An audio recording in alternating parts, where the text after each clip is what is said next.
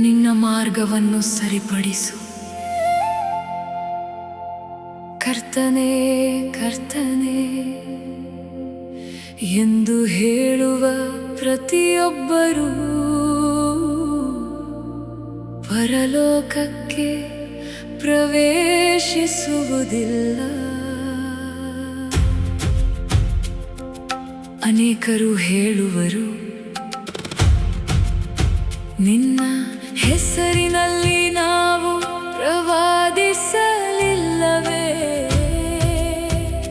ನಿನ್ನ ಹೆಸರಿನಲ್ಲಿ ದೆವ್ವಗಳನ್ನು ಹೊರಡಿಸಲಿಲ್ಲವೇ, ನಿನ್ನ ಹೆಸರಿನಲ್ಲಿ ಅನೇಕ ಅದ್ಭುತಗಳನ್ನು ಮಾಡಲಿಲ್ಲವೇ. ಆಗ ಆತನು ಹೇಳುವನು, ನಾನು ನಿಮ್ಮನ್ನು ಎಂದಿಗೂ ತಿಳಿದಿರಲಿಲ್ಲ, ಅನ್ಯಾಯ ಮಾಡುವವರೇ ನನ್ನ ಬಳಿಯಿಂದ ದೂರ ಹೋಗಿರಿ.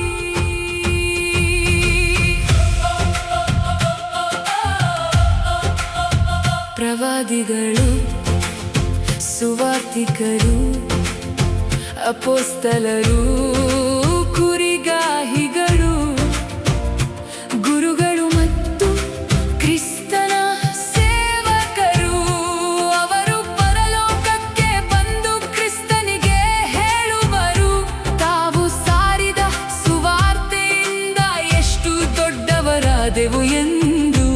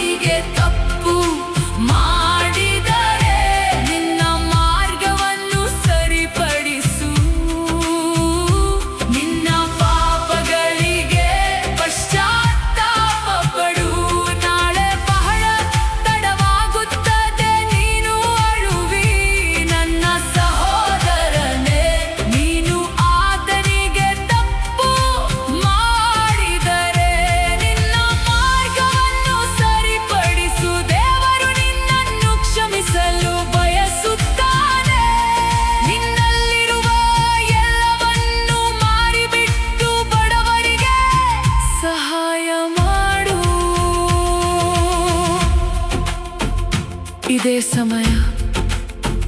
ನಿನ್ನ ಹೃದಯವನ್ನು ಇನ್ನಷ್ಟು ಕಠಿಣವಾಗಿಸಬೇಡ.